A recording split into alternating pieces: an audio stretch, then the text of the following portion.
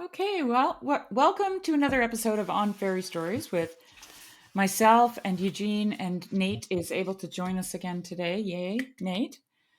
Um, we missed a couple weeks. One, and Eugene and I actually got together, but my internet was so bad that we couldn't record.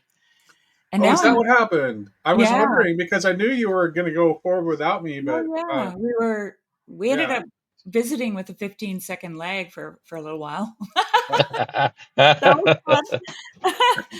And then I just said, "Oh, we can't do this because it was so bad." And I tried all my magic tricks to get it to go, but now I have Starlink, so now I'm just rocking it. Um, and then Eugene was on holidays the week after, so yeah. So here we are back at it, and I'm looking forward to it. Um, Eugene, do you want to start reading, or Yes, well, did you guys have anything to say before we start reading? nothing comes to mind except that I like the second part of the book better than the first Yeah, one. But the first one is good. It's an introduction. yeah. So, It's a long introduction. a long introduction. Exactly.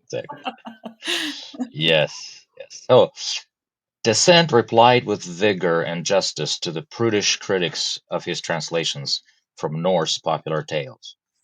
Yet he committed the astonishing folly of particularly forbidding children to read the last two of in his collection. That a man could study fairy stories and not learn better than that seems most almost incredible. But neither criticism, rejoinder, nor prohibition would have been necessary if children had not unnecessarily been regarded as the inevitable readers of the book. I do not deny that there is a truth in Andrew Lang's words, sentimental though they may sound. Quote, he who would enter into the kingdom of fairy should have the heart of a little child. For that possession is necessary to all high adventure, into kingdoms both less and far greater than fairy. But humility and innocence, these things, quote unquote, the heart of a child, must mean in such a context do not necessarily imply an uncritical wonder, nor indeed an uncritical tenderness. Chesterton once remarked that the children in whose company he saw, okay, you have to help me with this one, Metterlinck's, Yeah, right? Metterling. Metterling. Metterlinck's Yeah. bluebird were dissatisfied because, quote unquote, because it did not end with a day of judgment, and it was not revealed to the hero and the heroine that the dog had been faithful and the cat faithless. For children, he says, are innocent and love justice, while most of us are wicked and naturally prefer mercy. Andrew Lang was confused on this point. He was at pains to defend the slaying of the yellow dwarf by Prince Ricardo in one of his own fairy stories. I hate cruelty, he said, but that was in fair fight, sword in hand, and the dwarf, peace to his ashes, died in harness. Yet it is not clear that the fair fight is less cruel than fair judgment, or that piercing a dwarf with a sword is more just than the execution of wicked kings and evil stepmothers, which Lang abjures. He sends the criminals, as he boasts, to retirement on ample pensions. That is mercy untempered by justice. It is true that this plea was not addressed to children, but to parents and guardians, to whom Lang was recommending his own Prince Frigio and Prince Ricardo as suitable for their charges. It is parents and guardians who have classified fairy stories as juvenilia, and this is a small sample of the falsification of values that results. Mm. If we use child in a good sense, it has also legitimately a bad one. We must not allow that to push. We must not allow that to push us into the sentimentality of only using adult and grown up in a bad sense. It is also legitimately a good one. The process of growing older is not necessarily allied to growing wickeder, though the two do often happen together. Children are meant to grow up and not to become Peter Pans, not to lose innocence and wonder, but to proceed on the appointed journey. That journey upon which it is certainly not better to travel hopefully than to arrive, though we must travel hopefully if we are to arrive. But it is one of the lessons of fairy stories, if we can speak of the lessons of things that do not lecture, that on that on callow, lumpish, and selfish youth, peril, sorrow, and the shadow of death can bestow dignity and even sometimes wisdom. Let us not divide the human race into Eloi and Morlocks, pretty children, elves, as the 18th century often idiotically called them, with their fairy tales carefully pruned, and dark Morlocks tending their machines. If fairy story as a kind is worth reading at all, it is worthy to be written for and read by adults. They will, of course, put more in and get more out than children can. Then, as a branch of a genuine art, children may hope to get fairy tales fit for them to read, and yet within their measure, as they may hope to get suitable introductions to poetry, history, and the sciences. Though it may be better for them to read some things, especially fairy stories, that are beyond their though it may be better for them to read some things, especially fairy stories, that are beyond their measure rather than short of it. Their books, like their clothes, should allow for growth, and their books at any rate should encourage it. Very well then, if adults are to read fairy stories as a natural branch of literature, neither playing as being children, nor pretending to be choosing for children, nor being boys who would not grow up, what are the values and functions of this kind? That is, I think, the last and most important question. I have already hinted at some of my answers. First of all, if written with art, the prime value of fairy stories will simply be that value which, as literature, they share with other literary forms. But fairy stories offer also, in a peculiar degree or mode, these things: fantasy, recovery, escape, consolation, all things of which children have, as a rule, less need than older people. Most of them are nowadays very commonly considered to be bad for anybody. I will consider them briefly and will begin with fantasy. I think I'll stop here. Yeah, let's stop here.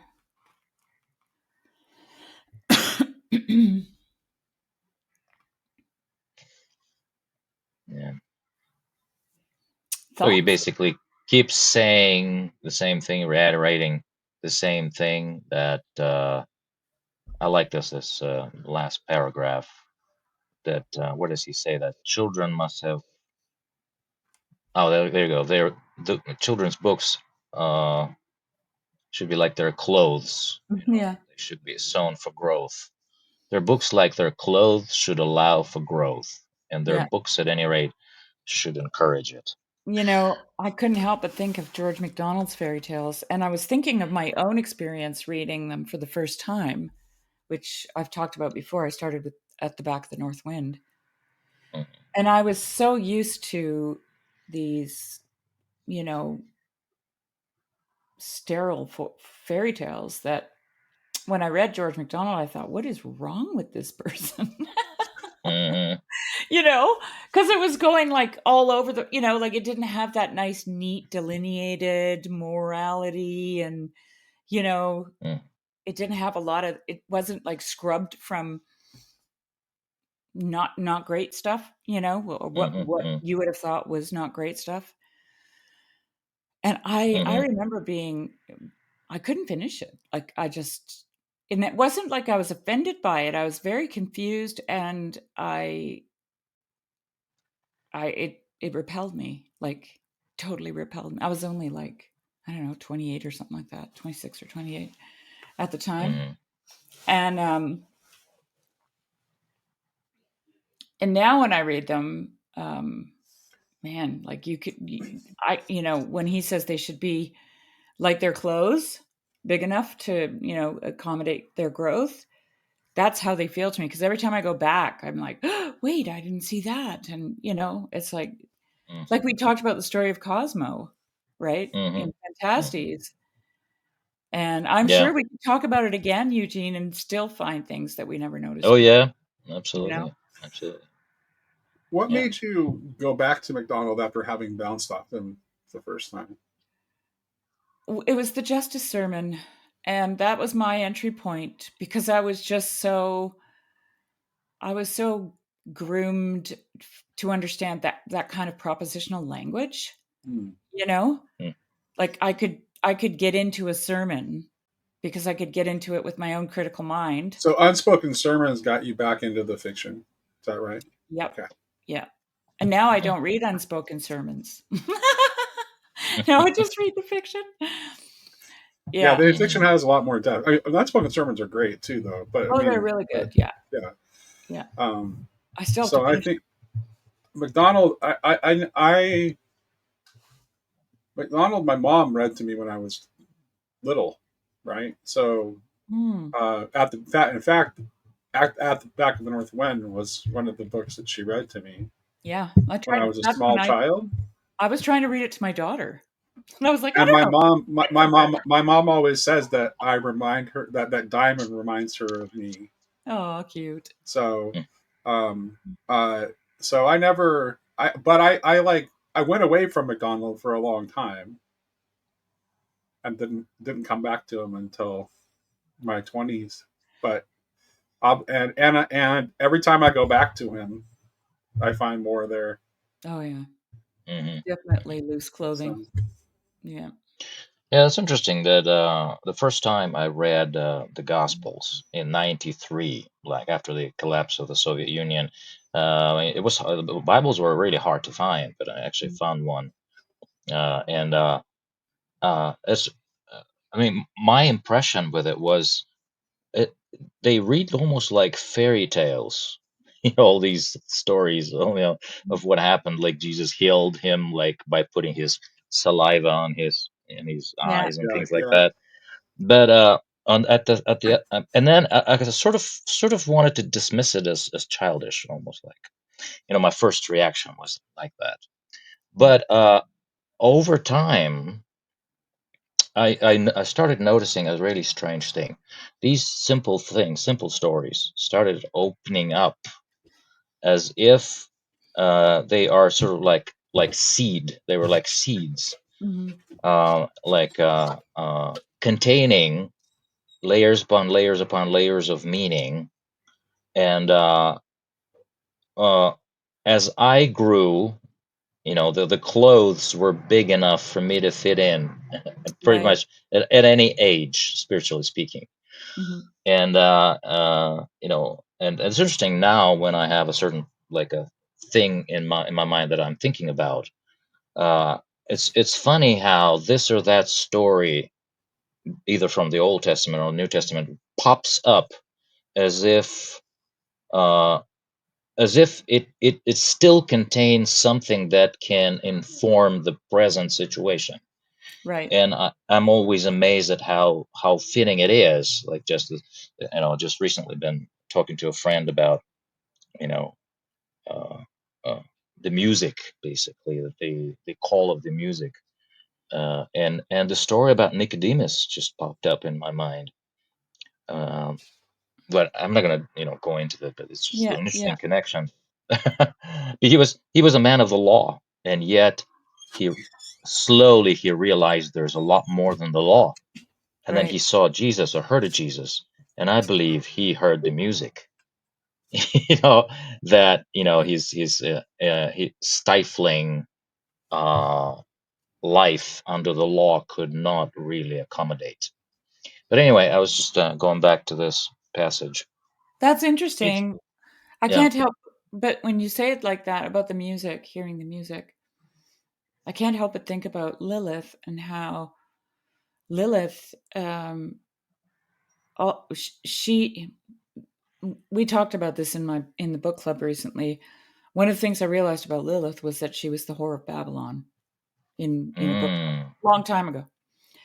Because there's always this theme throughout the book of the water running underground, but you could never see, or he could never he could always hear it, and it was Mm. babbling, right? Like it had a music to it, and it turned out that she had control of all the water, Mm. Lilith.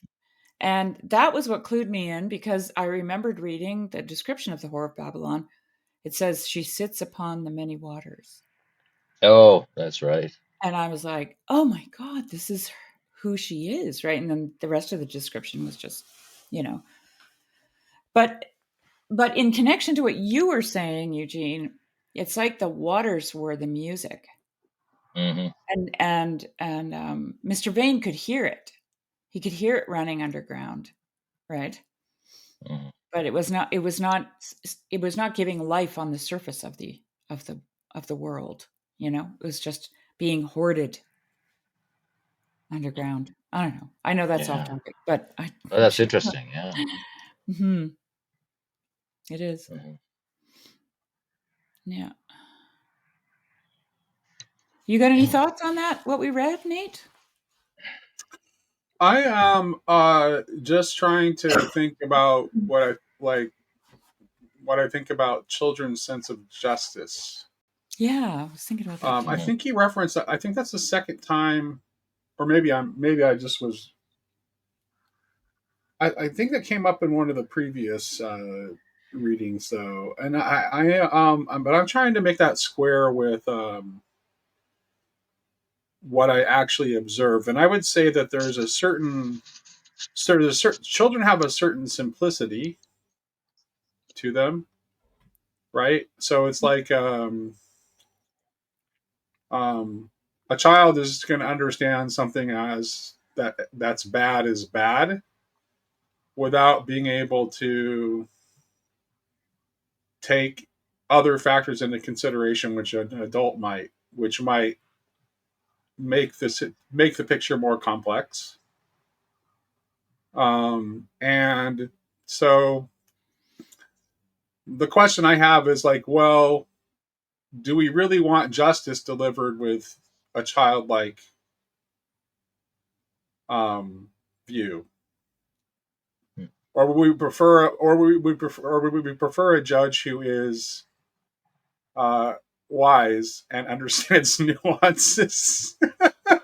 Well, I think that's what he's getting at when he says that the older you get, the more you want mercy, right? Because, Right. you know, you've traveled, you made the journey, like Yeah, the but he guy. says it's because adults are wicked, and I don't think that's what I think is not. I don't think that's true. I Well, think adults maybe if we realize that it's.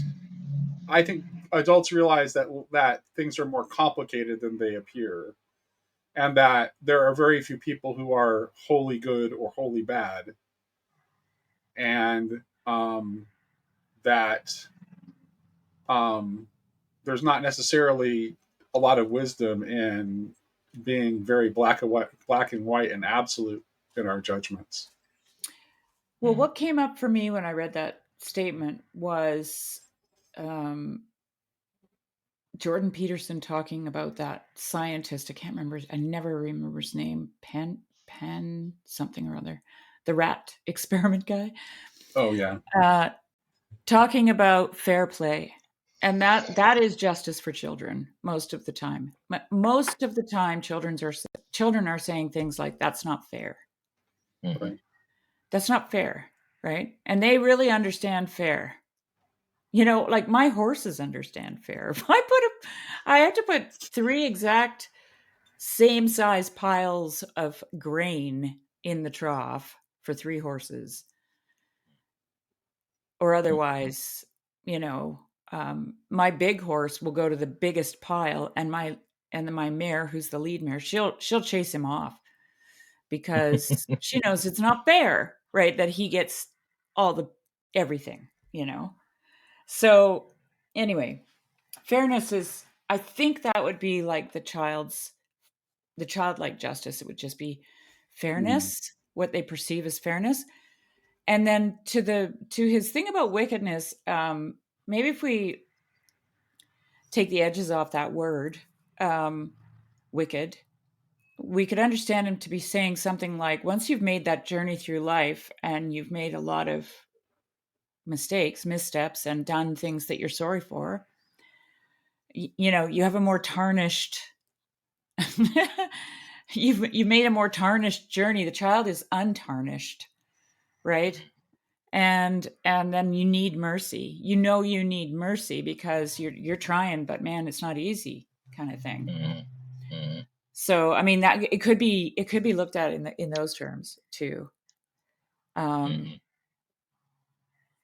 yeah. It's really funny. Like, we're here in a really small cabin, and um, our oldest two kids just flew over yesterday, and it's interesting. Even with children, like, grown up children, like 24, uh, 20, and 16.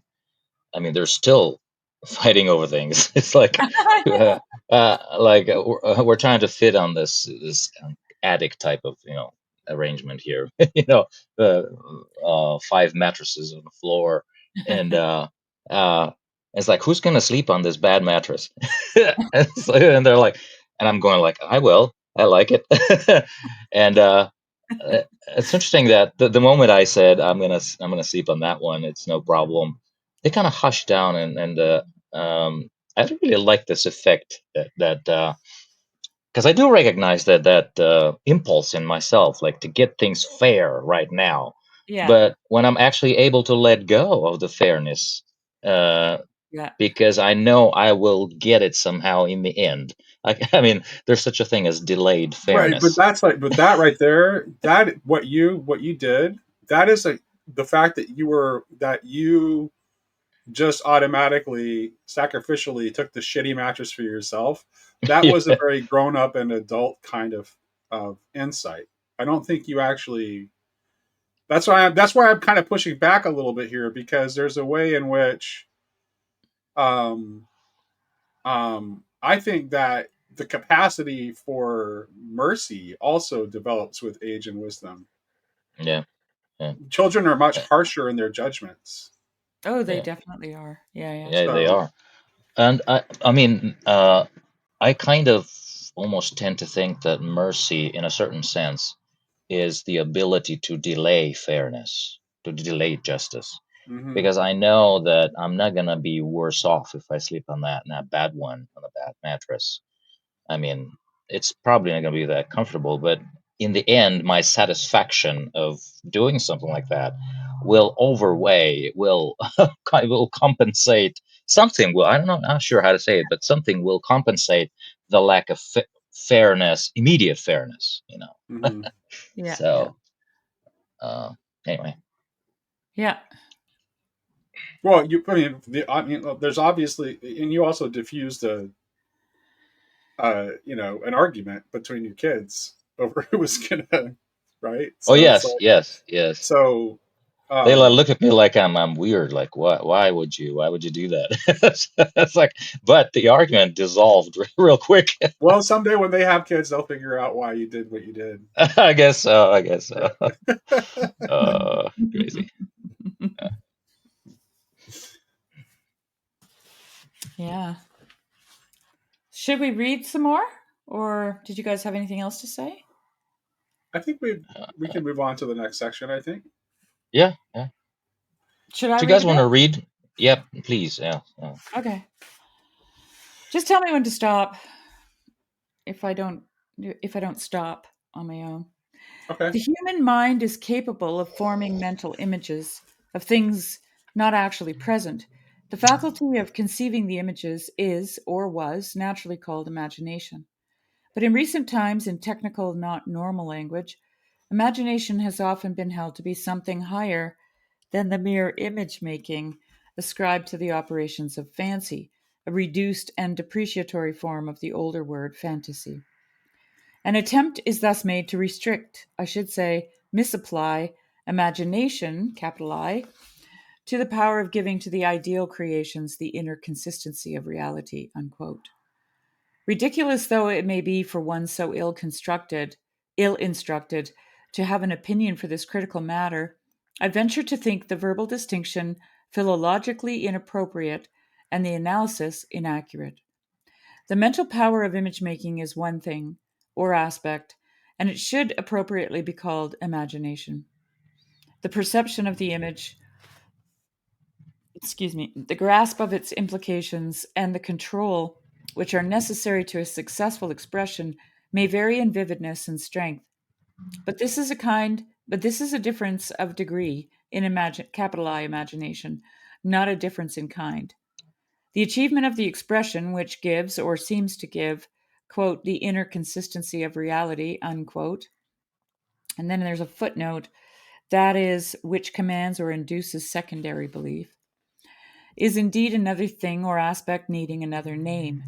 Art, the operative link between imagination and the final result, subcreation.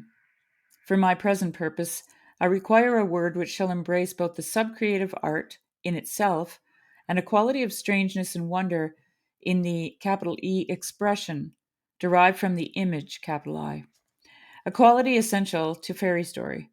I propose, therefore, to arrogate to myself the powers of Humpty Dumpty and to use fantasy, capital F, for this purpose, in a sense, that is, which combines with its older and higher use as an equivalent of capital I imagination, the derived notions of unquote unreality, that is, of unlikeness to the primary world, which is capitalized. These are important, right? I have to say that they're capitalized. Mm. Of freedom from the domination of observed fact, quote unquote, in short, of the fantastic. I am thus not only aware but glad of the etymological and semantic connections of fantasy with fantastic, with images of things that are not only, quote, not actually present, unquote, but which are indeed not to be found in our primary world at all, and that's small p and small w, or are generally believed not to be found there. But while admitting that, I do not assent to the depreciative tone, that the images are of things not in the primary world, if that indeed is possible, is a virtue, not a vice. Fantasy, in this sense, is, I think, not a lower but a higher form of art, indeed, the most nearly pure form, and so, when achieved, the most potent. Fantasy, of course, starts out with an advantage, arresting strangeness. But that advantage has been turned against it and has contributed to its disrepute. Many people dislike being arrested. They dislike any meddling with the capital P primary world, or such small glimpses of it as are familiar to them. They therefore stupidly and even maliciously confound fantasy with dreaming, in which there is no art, and with mental disorders, in which there is not even control, with delusion and hallucination. But the error or malice engendered by disquiet and consequent dislike is not the only cause of this confusion. Fantasy has also an essential drawback. It is difficult to achieve. Fantasy may be, as I think, not less but more subcreative, but at any rate it is found in practice that, quote, the inner consistency of reality, unquote, is more difficult to produce. The more unlike are the images and the rearrangements of primary material to the actual arrangements of the capital P primary world. It is easier to produce this kind of quote unquote reality with more quote unquote sober material. Fantasy thus too often remains underdeveloped. It is and has been used frivolously or only half seriously or merely for decoration. It remains merely quote unquote fanciful. Anyone inheriting the fantastic device of human language can say the green sun. Many can then imagine or picture it, but that is not enough, though it may already be a more potent thing than many a quote unquote thumbnail sketch or quote unquote transcript of life that receives literary praise. Do we want to pause here or should I keep Yeah, yeah, going? No, yeah. keep going. Keep Oh, keep going? going. Okay. Yeah, you Yeah. can keep going. To make a secondary world inside which the green sun will be credible, commanding secondary belief will probably require labor and thought, and will certainly demand a special skill, a kind of elvish craft. Few attempt such difficult tasks, but when they are attempted and in any degree accomplished, then we have a rare achievement of art, capital A. Indeed, narrative art, story making in its primary and most potent mode. In human art, capital F fantasy is a thing best left to words, to true literature. In painting, for instance, the visible presentation of the fantastic image is technically too easy. The hand tends to outrun the mind, even to overthrow it. Still, silliness or morbidity are frequent results. It is a misfortune that capital D drama, an art fundamentally distinct from capital L literature, should so commonly be considered together with it, or as a branch of it. Among these misfortunes, we may reckon the depreciation of capital F fantasy. For in part, at least, this depreciation is due to the natural desire of critics to cry up the forms of literature or quote unquote imagination that they themselves innately or by training prefer. And criticism, in a country that has produced so great a capital D drama and possesses the works of William Shakespeare, tends to be far too dramatic. But capital D drama is naturally hostile to capital F fantasy. Fantasy, even of the simplest kind, hardly ever succeeds in drama, capital D, when that is presented as it should be, visibly and audibly acted. Fantastic forms are not to be counterfeited. Men dressed up as talking animals may achieve buffoonery or mimicry, but they do not achieve fantasy.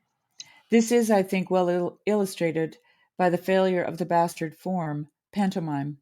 The nearer it is to quote unquote dramatized fairy story, the worse it is. It is only tolerable when the plot and its fantasy are reduced to a mere vestigiary framework for farce, and no quote unquote belief of any kind in any part of the performance is required or expected of anybody. This is, of course, partly due to the fact that the producers of drama have to, or try to, work with mechanism to represent either capital F fantasy or capital M magic. I once saw a so called children's pantomime, the straight story of Puss in Boots, with even the metamorphosis of the ogre into a mouse. Had this been mechanically successful, it would have either terrified the spectators or else have been just a turn of high class conjuring. As it was, though done with some ingenuity of lighting, disbelief had not so much to be suspended as hung, drawn, and quartered. Okay, that's a good place to stop. Wow. Okay, so many interesting things to discuss there. Let's Mhm. go, Nate. Uh, well, first of all, it seems to be his primary objection to the dramatic portrayal of fantasy seems to be a solvable technological problem that we live in an age that is resolved. Mhm. So that's interesting. That was very much not possible. It wasn't possible. So what that wasn't possible for him. The other thing is he's very much like he's pushing back on Barfield, McDonald, and Coleridge here in his definition of imagination. He wants to separate his separation of his want to separate imagination from art and the act of subcreation is very much directly contrary to their understanding. So he's like he thinks that goes too far, and so he's trying to like keep the understanding of imagination to the original straightforward imaging capacity of the mind. He doesn't want it to go beyond that. So that's worth talking about. So yeah, those are the things that jumped out at me, and they're all very like they're all very interesting to discuss, and I'm willing to discuss them in any order. But those are the things that jumped out at me. Yeah, for some reason, I was, um, yeah, that's interesting what you say about the imagination, the way he uses it. Um, Yeah, he but wants to use it in a more limited sense. He like very specifically like wants to yeah, limit it and let distinguish it me, from art. That's yeah, also interesting too because it's interesting. Peterson, in the way that Jordan Peterson wants to understand imagination, he actually implicitly accepts a more of of a Barfieldian Coleridgean kind of understanding, because he always looks at like the actual creation of imaginative work as Hmm. the benchmark for whether someone's imaginative or not, right? Hmm. He actually wants to look at like, well, what have you produced in the realms of poetry, painting, drama, etc. Like that tells you whether you're imaginative or not. Hmm. Um, uh, Well, I but wonder if it has. Oh, go for ahead. Tolkien, Yeah. for Tolkien here, imagination is itself is just the imaging capacity, and not necessarily doesn't translate to the ability to actually execute that into an act of subcreation. Hmm. That's. I wonder if this has anything to do. I mean, because I read another quote by Tolkien just the other day. It's in letter. I have it here. It's in letter 131, and I'm not sure who it's for. It was written for, but here's what he said. While writing The Lord of the Rings, I had the sense of recording what was already there, quote unquote, somewhere, and not of inventing. And then he goes on in the letter, he goes on to uh, differentiate between inventing a story and recording what's already there out of some sense of what's already there. And when he mentions the green sun here in the passage that we just Mhm. read, he says basically it would be quite an undertaking for anyone to create some form of story that would sound authentic with green sun there. Because when you write a story, it must be from this sense that it's already there. In other words, can I even imagine a situation, in some way, spiritually or in whatever way, that the sun could be green? Right. Uh, in other And words, if I, what right, and what Tolkien is saying is that the ability he wants to separate the ability to picture the image of a green sun and yes, the capacity to write a story in which yeah, where the reader would accept the green sun as like, oh yes, of course there's a green yes, sun in of this world course, and it makes total sense, as yes. completely different Yeah, faculties. so with this, as you said it, as you put it, if he's making this distinction, then I totally agree with it, because the green sun feels inauthentic to me unless the person telling the story is able to make the connections and Mhm. associations and that would really ring true that they are already there, and Yeah, uh, and and well, and I will yeah, that's recognize right. it in a platonic anamnesis. I will recognize it. Yeah. Right. Yeah. Well, like when Barfield says that the artist, right, has in some way experienced the the reality that they present through their art, Hmm.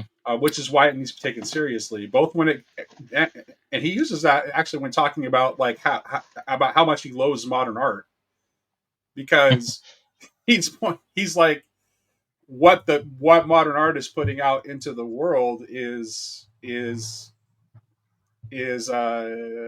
like not exactly what we want to incarnate.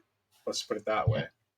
Yeah. Yeah. Um, and the artist has in fact experienced these things that they're putting.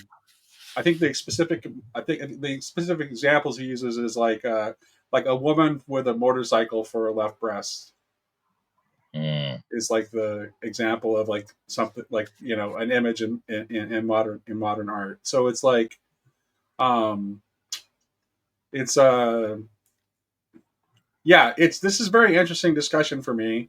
I'm not sure that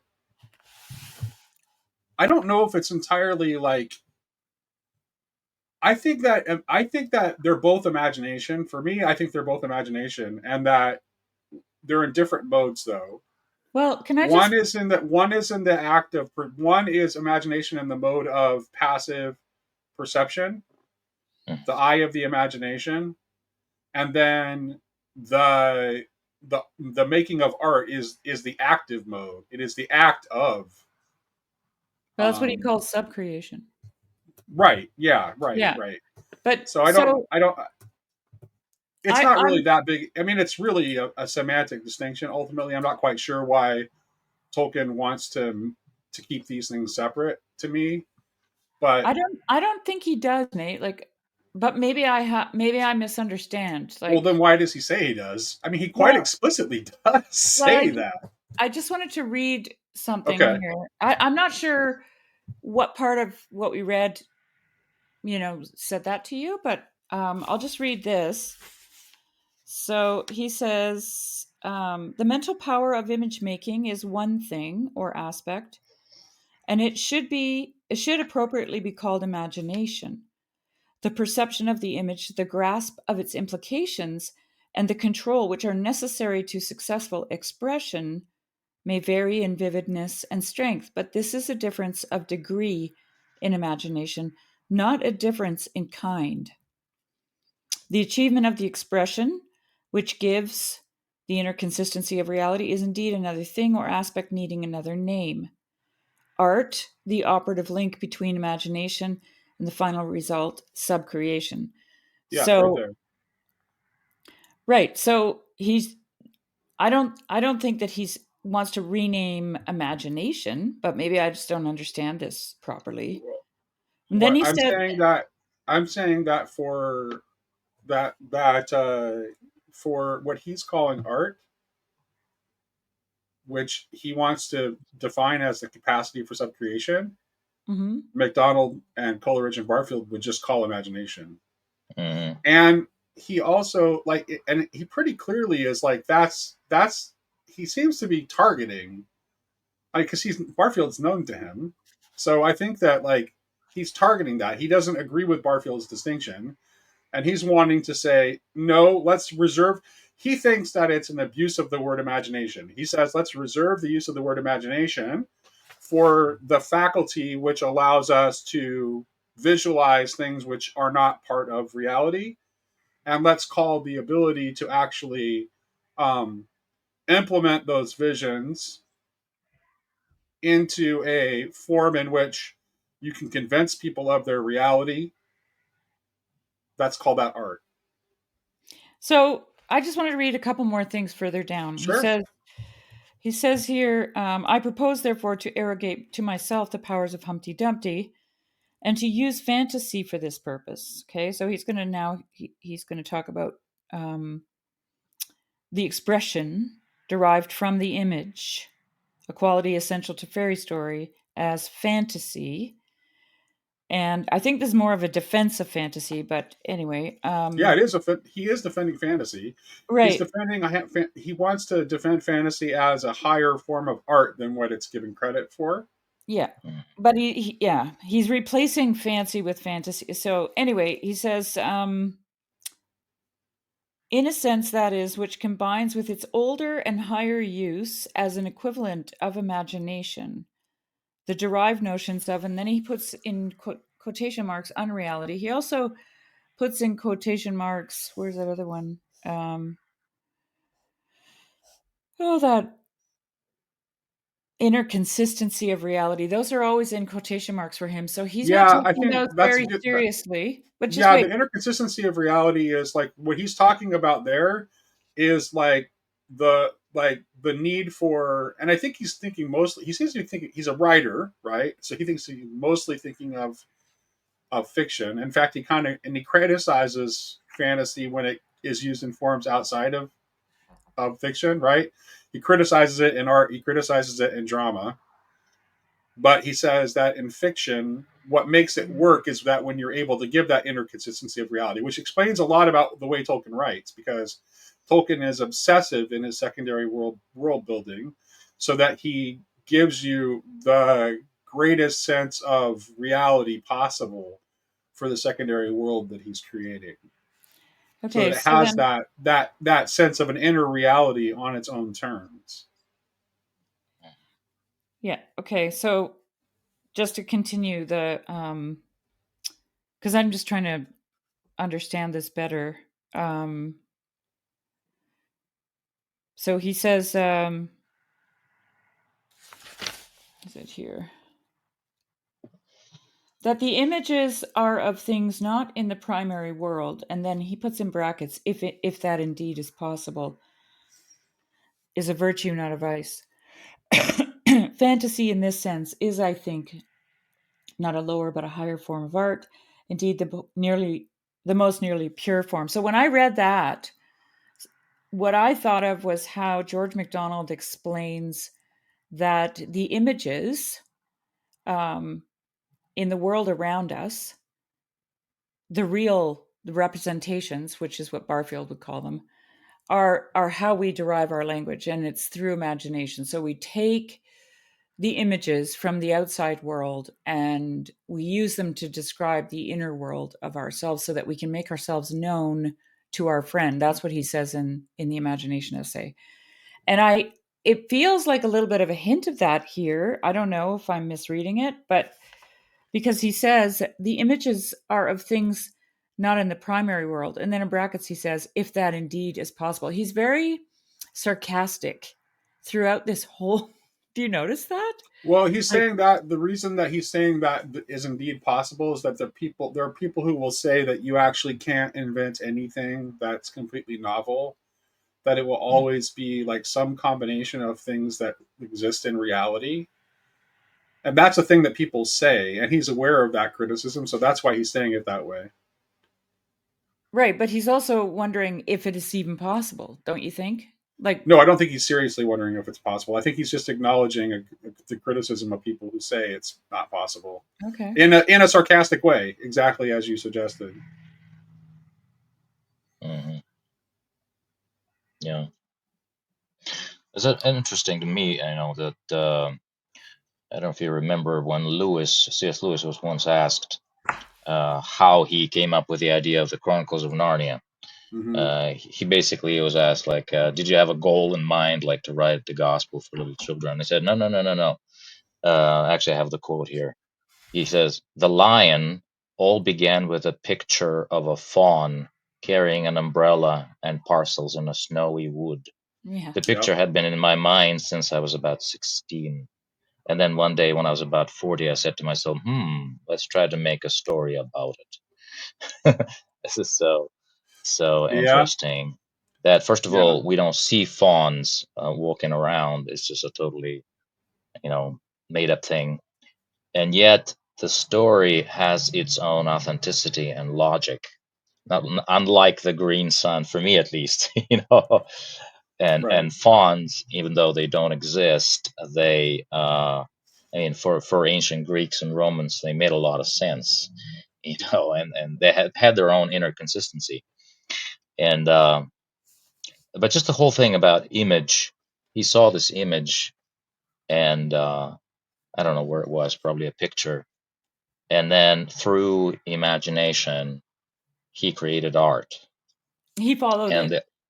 he followed the image Yeah. through the imagination. Right. And I'm not sure. Well, to me, it sounds very Barfieldian, you know. Uh, uh, and but at the same time, it is art, and it is a secondary world, which has its own inner consistency. Right. So yeah, and we recognize, in a Platonic sense, we when we read it, we recognize why it is true in our experience. So Well, I mean, what comes to my mind, Eugene, is the fact that the Gospels are all represented by animals, right? What is mm, it? The I bull, mean, the gospel writers, the you mean? eagle. Yeah, like symbolically speaking, the four mm, Gospels each have a corresponding animal. And what Hmm. comes to my mind in that sense is the idea in with Emil Book in his book about the man containing all the animals, right? So that inner consistency, I think, would be found in the fact that when we see these chimeras, these mythological creatures that are part man and part I was going to say it in German, verschiedene, um, mm.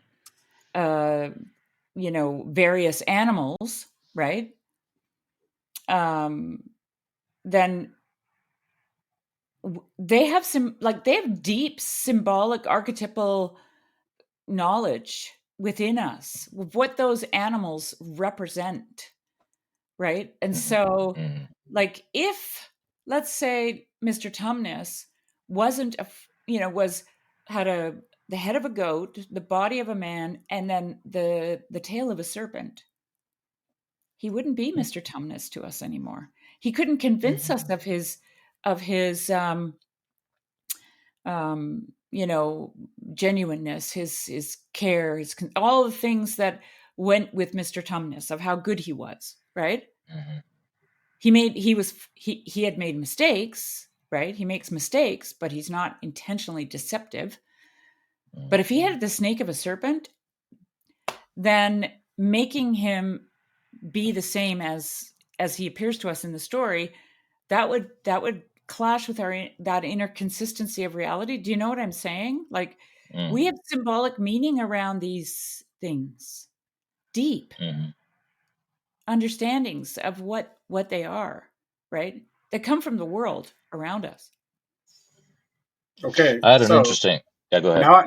now, before we're running out of time, so I have to ask now, based on what we've just read in this essay, would Tolkien approve of AI art, and Okay. because of its ability to render the fantastical in a way that is believable? I really doubt. Really I doubt. really do too. Because it's not art. It just doesn't Well, strike that me means as there's something. art. Okay, I agree that he wouldn't. So that means there's something wrong with his objection. There's something about his objection that's off. It can't just be the lack of technical ability to portray it that makes it. If fantasy feels off in drama, there's something more than the inability to portray the visuals in a convincing way. Well, he does say further on there that he feels like fantasy deserves or belongs specifically to literature. But where do you get this idea of technology has enabled fantasy It's, to become a like, thing? listen to his objections. They're all Yeah, about how unconvincing it is to let me. when. Can you read it? Can you read them? Yeah, hold on a second here. Okay. Hold on a second.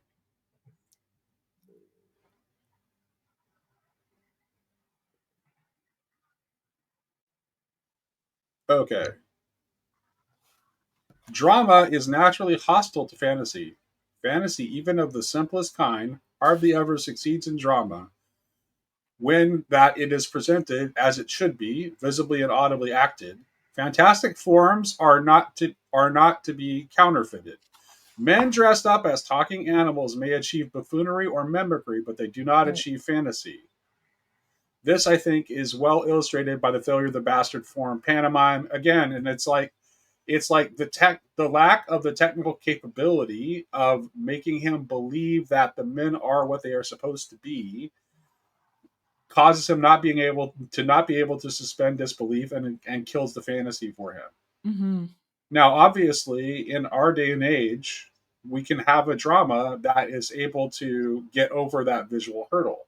Yeah, like all his Lord of the Rings books made into Right, movies. yeah. So okay. So maybe the better question is, would he like AI art? Is like, would he approve of the? Would he, assuming that they had actually been more faithful to his text, in a way that maybe they weren't? Do you think he would have appreciated the Lord of the Rings movies? I don't know. Like, because that criticism that you just read, it just seems to him that anything that he can logically connect to quote unquote reality, like an actor dressed up as a hobbit, is buffoonery, right? So it's like, is Well, he but it would, like, you got to remember when he's writing this, like, and I mean, an actor dressed up as a hobbit on stage. First of all, he's thinking mainly about stagecraft here, not about movies, right? Mhm, What mhm. year did he write this? Oh, 40, I don't Right, remember. right. I don't remember. Maybe, So it, yeah. like, I mean, you've seen special effects in like movies Oh, from the sure. 30s and 40s, right? Okay, Mhm. so it does look like buffoonery. It doesn't look like when they use like camera angles and camera tricks in Lord of the Rings movies to portray human actors as hobbits. They're pretty convincingly look like hobbits. They're not really. It's not very difficult to suspend disbelief. It seems like it's a technical problem that causes him to react that way. Not that it's inherently that drama can't do fantasy. It's just that Mm-hmm. drama in 1940 whatever, when he was writing this, couldn't do fantasy. Mm-hmm. Oh, I think your headphones are, your mic is getting all garbly again, Eugene. Yeah, okay. Oh, there you go. You're How, good. You're how, good. okay, good, good, good, good. Sometimes I'm just adjusting it. Yeah, that's probably one of the reasons they so far haven't put the Silmarillion into a movie form, and I'm actually thankful they haven't. But there are some parts of the Silmarillion, like for instance the Beren and Luthien story. Uh, Sometimes I think that you can capture the spirit of that story in a visual form if you are able to find the right actors and they're really in the zone, and you Yeah. just make you just make a clip sort of thing, like similar to a singer can make a certain clip and try to look at very poetic and try to look at uh, like it's almost like poetry in a cinematic form. Hmm. That way, will I don't think either Lewis or Tolkien would really would object to that. Whereas represent the whole of Silmarillion in a cinematic form, uh, that would probably be like a drama in the end. Like a lot of special effects, and it would certainly lose that. A lot of the authenticity uh, of the actual. It's not even a story; it's like a collection of stories. But I know what you're saying. I mean, I understand what you're saying about this dramatization and of art. Well, but that's And, where, I mean, those are the problems that he points out. He doesn't say it fails because you can't, like, what he doesn't say, like, when I write my fantasy novels, I give you access to what the inner life of mhm, the characters, and you just simply can't do that in a drama. That's not what he's saying. He's mhm. saying that the entire things get spoiled to him because it just looks silly, Yeah. Well, which is for a technical example, problem that is resolvable. yeah, yeah. Well, I mean, I'm not sure if it refers to the technical part, but for example, for me, after I've read the part in Lord of the Rings about Saruman's voice particularly, and then I watched that part in the movie, uh, it wasn't convincing to me. I mean, the way Tolkien writes about it in the story is different than the actor. I forgot his name. He Christopher portrayed Lee. it. Christopher Lee. He did a good job. I mean, it's wonderful the way I'm sure he tried it, but the effect on me as someone watching the movie was different compared to when I read it. And I wonder how many other things, because of it is portrayed as drama cinematically, how much is lost. Something that you sort of recognize and guess, and sort of I mean, when you read it in a story, it strikes you as authentic and it's innerly consistent. Whereas when you see it dramatized for you, you lose quite a bit of it. You know. Um, Yeah, I think too many. There's a film adaptation is an interesting thing. I feel differently about film adaptation than a lot of people do. I think, in my opinion, when you're doing a film adaptation of something, the number one mistake that you can make is to try to faithfully recreate the book on the screen. That is not Mm, what you should do. You need to actually have your own interpretation on yeah. the work and to present that interpretation in a dramatic form, because that is the way that you have a chance to bring out meanings that are maybe that are maybe more hidden in the text form, that you can, through your art as a maker of cinema, that you can actually bring those forward and people can see something that was maybe harder to see in the text. That's the film adaptations that do that, that are consciously aware of, hey, I'm not supposed to one try to recreate this on the screen, but to give my interpretation of it and to try to highlight things in it that I see that others might have a hard time seeing, and I want to Mhm. use my art in order to make that come to the front. That's what makes for a good adaptation.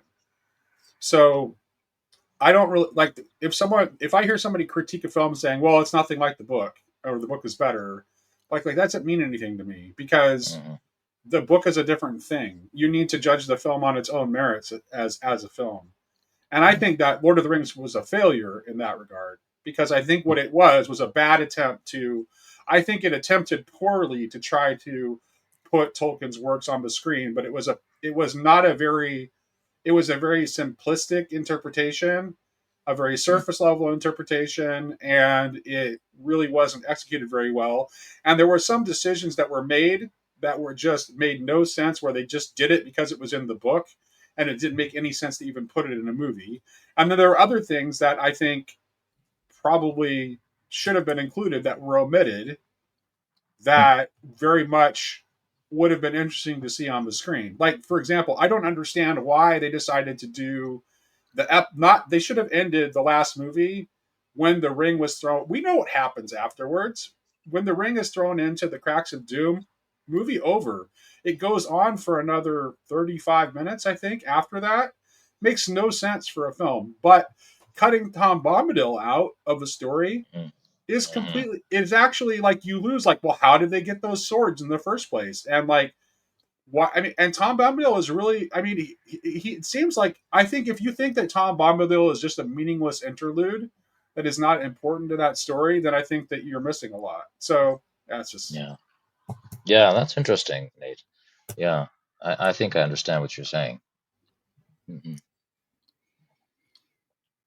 Wow. So what do you think? Is it possible to make good fantasy films, Sherry, If there's no book written. if there's no book written? See, I the don't know. problem with trying to film a book, doesn't matter what book it um, is that the person reading the book has dramatized it in their own imagination. It's never, Mhm. no movie, no film is ever going to live up to that. And Yeah. it's always going to be disappointing. It's kind of like, I was listening to Jeremy had a conversation. He was talking about the early days of the internet when he was in this chat room, and he met a girl in the chat room, and after months and months and months they decided to have a phone conversation, and then after a few more months they decided to go on a date, and then they ended up dating for a while. He was just in his early 20s or something at the time, and he said no matter how hard he tried, he could not reconcile the imaginary girl with the real one. Right? Mhm. She was all nice and they shared a lot of the same interests and all that stuff, but she just didn't match up with that Mhm. person that he had imagined and created in his own mind for so long. Yeah. And I mean, I have to read, I think I have to read this. The thing is with this essay so far, what I've noticed is he takes you down these little rabbit trails, and he says things, but then he kind of goes back, and I don't know. I don't know where he's taking us with these criticisms. I don't know if they're flat out criticisms or if they're just criticisms that are working their way into something else yet. But I don't know what he's talking about when he makes me think that he's saying that there's no actual fantasy happening when you're watching Shakespeare. After he just lauds Shakespeare, right? Because here's the deal, I just did a whole course with Michael Martin on Shakespeare. And if I was to sit down and just read the play for myself, I got nothing out of it. Zip. I had to listen to dramatized versions of the play in order to really understand what the whole thing was doing. It had a body, but the body was in the characters and the tone of the characters and the roundness of their own dramatization. They're lots of these characters in these Shakespearean plays are caricatures, right? They're blown up images of a regular person, let's say, who keeps all their stuff hidden. And I can't imagine that Tolkien couldn't sit through a Shakespearean play and think of it as buffoonery, and not fantasy, because you're literally taken away. Like I'm in Well, Denmark reading Hamlet, he, and but for the most part, with the exception of the Tempest, there's not really a lot of fantastical elements in Shakespeare's plays. Macbeth. I mean, you have you have Ophelia. Macbeth. He hated Um, Tolkien. Did not like Macbeth. Tolkien actually did not like Macbeth at all. In fact, like the entire army I of think the he was Ents going to on the talk about Move it. He's part going of to Lord talk of the about it Rings, next. that was his attempt to take a swipe at Shakespeare's deficient storytelling in Macbeth. Yeah, that's the next chapter in Macbeth. Okay, there we go. He just read. I find the witches tolerable. They have a narrative function and some hint of dark significance, though they are vulgarized. They are almost intolerable in the play. Yeah, yeah. It He would has a be lot. You're gonna see he has a lot of criticisms of Macbeth. interesting. Yeah, I don't agree with him. I don't either. I'm like, just don't. I'm like, does this man even have an imagination? There- this is Yeah. see, there you go. This is exactly where I was pushing. That's kind of my pushback is that like was oriented toward exactly that. So I feel like I accomplished something. Yeah, thank you. 'Cause I'm having like cognitive dissonance now. Well, Mm. we'll see Maybe what he there's a says. resolution to that. Maybe there's a natural resolution to Yeah, that. let's Yeah. let's see if we can find it. That would be Yeah. fun. See if we Yeah, can find it. Yeah, for sure. yeah. Because I'm like, okay, this guy wrote Lord of the Rings, and he doesn't get Macbeth. What the? Well, it seems like can I suggest that maybe it's because his power of visual imagination is obviously so well developed, as anyone who's read the Lord of the Rings can attest, right? Mhm, mhm. That he when he probably reads I think that Tolkien probably enjoys the drama on the page more than he does the drama on the stage, It sounds like it because because he likes to be in when his own head. because I think that because his power of visualization is as power is as great as it is, when he sees it on the stage, particularly in 1940s level stagecraft tech, he just can't buy it. I I wonder like if What does Tolkien the party pooper? if we could show Tolkien like Kenneth Branagh's production of Hamlet or something, Yeah, or but actually here's better what yet, I Henry V. yeah. Here's what I'm thinking, Nate. Maybe he would go ahead. Like, okay, so taking a guy like that to a Shakespearean play would Yeah. be like dragging a party pooper with you. Okay. It's like all he does is, and then um but what I would want to ask him is how would you feel sitting around the campfire of some Amazonian tribe while they acted out, you know, It's actually his animals. own refusal to use his imagination to fill in the gaps in the bad Yeah, stagecraft. that's what I'm thinking. What actually have you ever seen them? There's a movie that was that had Nicole Kidman in it from like the early 2000s, I think. And the way they filmed the movie, it was just like on a bare stage. Mm. Like there was absolutely no like visual craft at all. It was just like designed to like feature the acting as much as possible. It wasn't trying to like immerse you into any kind of believable secondary world at all.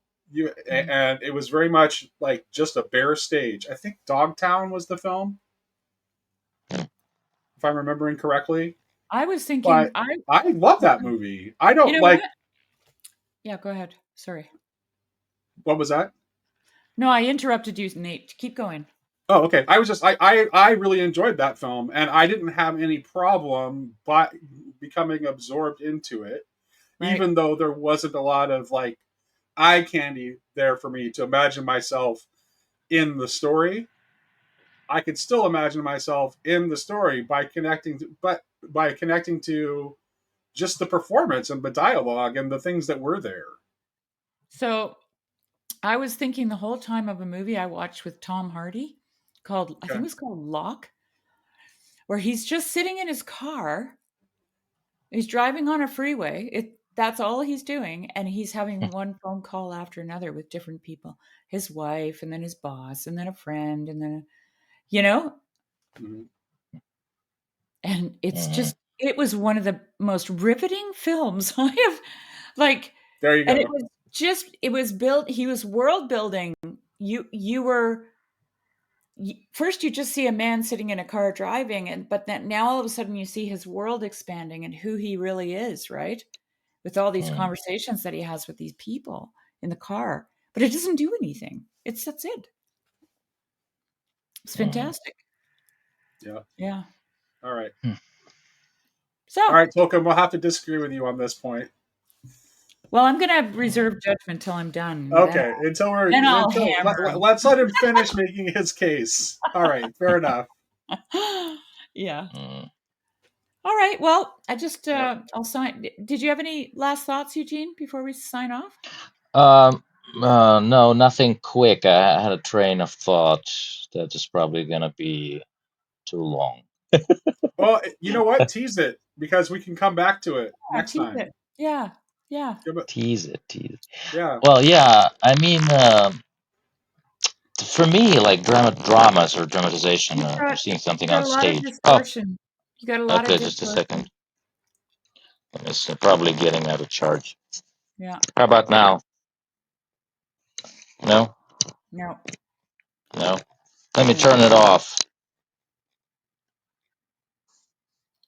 I'll try like this. Yeah, I can Can you hear hear you. me? Yeah. Okay. Yeah.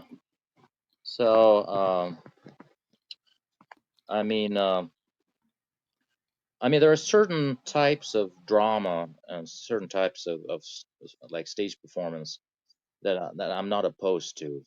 But I think for me, it boils down to like what Nate was saying. Like I really like to see a good interpretation Hmm. and very talented interpretation of whatever it is that they're showing. Because ultimately, the film director or the stage performance director is also a creator, an artist, exactly. and they cannot invent anything in using invent in the sense that Tolkien would use it, but they really have to see how this original piece strikes them and work out of that wonder, Right. and whatever means they use to portray that, whether it's in movie or on stage, I think it will work. Like, for instance, the whole idea in Romeo and Juliet that the two families are having a feud, and then their kids fall in love is already a mythical thing, Yes. and you can sort of, if you have, if you just follow Shakespeare, it's probably going to be okay.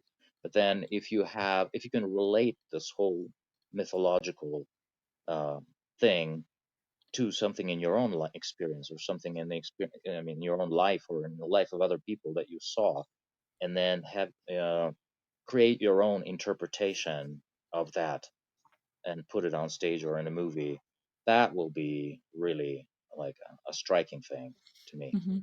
You know, Yeah. just short. Yeah, I think that's key. Like, it is to if you're going to adapt something, a book, or in any whatever it is, if you're going to adapt something into a play or a film, you need to bring your own interpretation to it. You just do.